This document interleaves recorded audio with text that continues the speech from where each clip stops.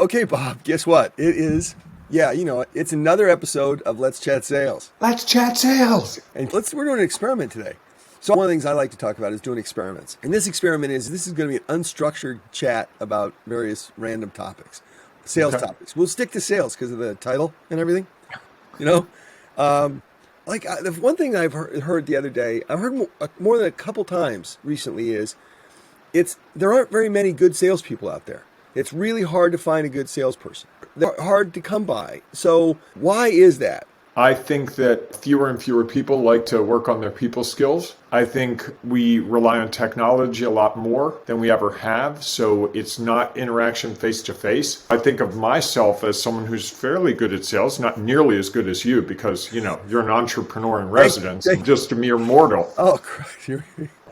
But my career started in journalism, so I did a lot of interviewing of people. Yeah. And I think that really gave me the repetition of just getting to know how people are reacting, what they do and what they don't do, what they say and they don't say. And I'm much more comfortable in that setting of meeting someone new and talking about things than I think the average person, because I've trained a lot of people on sales. The biggest stumbling block is, frankly, it's up in their head. They're worried about saying the right thing or giving the right words or having the right answer right away, or making sure they get the whole list of features.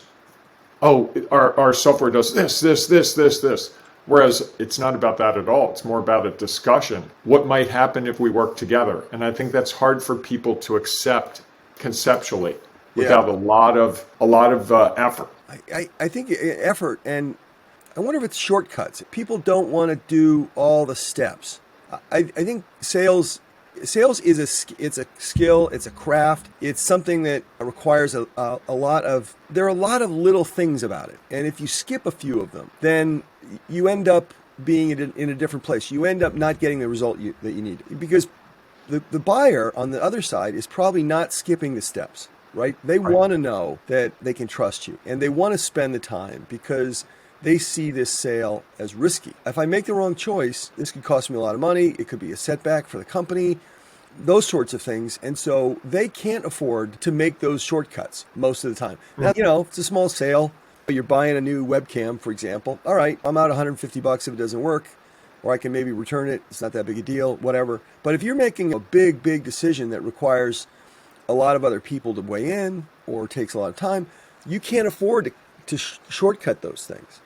This is why I make that argument that when you're starting out a company and you're an early stage founder, you're probably you're almost invariably better off doing the selling yourself, because you, in the same way, can't afford to make those shortcuts because you're still trying to figure out what all the steps are. And hopefully maybe your customer will help you do that. And if you go about it the right way, with a certain amount of rigor and discipline, you can figure out what all those steps are. And in the process, build trust and make people comfortable and reduce the risk, that sort of thing. So what else, Mike? Well, I also think it's the willingness to try different things. When you say people want the easy way or something like that, my first thought is there isn't an easy way. Yeah.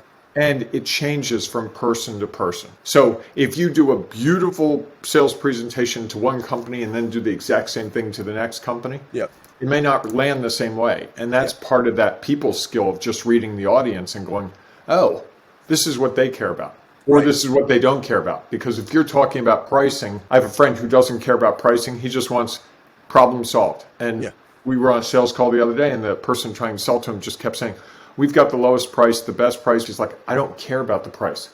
I want to know when you can solve this problem for me, like the date and the time. If you tell me next week, I'm in. I don't care if it costs $80,000 versus $50,000. I just need it solved. And the salesperson wasn't willing to shift his discussion to what this person was crying out that he needed. And I've come to realize most people cry out what they want. They're very clear in the first couple minutes of this is what we need, and most salespeople don't listen. And how do you go about answering that question? If someone says, oh, I need this specific thing. Oh, we can do that. Is that the right answer? Is that the right way to answer the question? Or is that just trying to get the sale? I think it's trying to get the sale, which is the age-old salesman thing, the used car salesman. You got to buy this car today before 5 o'clock because it's going to go. It's the greatest car in the world. And we're running a super discount versus if someone said to me, what was your question? I forgot what you said. I just said, whatever it was that they outlined that they had a particular need, and you said, oh, yeah, we could do that. I would say in response, Tell me more about why that's important to you. Exactly. That's what I was getting to is before I answer the question in the positive, I want to make sure that I'm answering the right question. Partly because I don't want it to come back and bite me later on by being wrong about it. And it's very easy to misunderstand things when someone makes a general statement about I need this. Well, what does that mean exactly? And also because the customer wants an answer that's satisfying if you can clarify and validate that you understand the problem and the solution in a way that's not pressuring them, that conveys trust or understanding. That's how you get to the point where the customer thinks, oh, this is the thing I want. This isn't risky. This is something I can do. I also think that there's a component here that when I'm doing sales, I feel like I know more about the current world that I'm dealing with than my customer. Yeah. They've plugged into what I'm trying to do, and it's on their to-do list for a week or 2 weeks or 3 months or 6 months, but it's not their day and night. Whereas you're constantly thinking about sales, you're constantly reading about sales, you're constantly listening to podcasts, you're constantly gathering new information about sales. But it's partly because you're learning a lot about the industry because you're talking to a lot of other companies. So you're seeing a lot of different things. You're able to pattern match, and you're also able to see where they might be an outlier. Oh, they're doing something that's not best practice. They've got an odd procedure or a process that you could streamline, or that other companies, the chances are you're going to be able to come to them in a sales situation where you say, hey, this doesn't have anything to do with what we're talking about, but I happen to notice that you guys are doing this thing this way. And have you thought about doing it like this? Others do it this way, and here's what happens. Here's the outcome. This is why it might be beneficial. And that's oftentimes a great way to develop that level of trust. You're being a trusted advisor. You're helping them with their general business. And I think that's invaluable. I know there have been people who've done that with me and my businesses. It's really made the huge difference just to have them come in and go, I saw that you guys were using this technology. A lot of people have gone to this. That's another shortcut that I think a lot of salespeople make. They don't do that extra investment. They don't make that extra effort. They want to take the conversation back to, how do I make this sale? Whereas if you focus on just helping the customer, being there, being an advisor, not being committed to, I've got to close this deal. Ironically, it increases the likelihood that you're going to close the deal. It's just I've done much better sales when I'm not doing sales. I've done sales over the bar. I've done sales waiting in a car dealership. I've done sales even at a funeral, after a funeral for a relative. I mean, just because it was just talking. It wasn't selling. And the person was like, oh, you call me Monday and tell me more about that. Versus, hey, I'm Bob and I do this amazing thing. And they go, not interested. Well, Brendan, I think we've kicked this one pretty hard.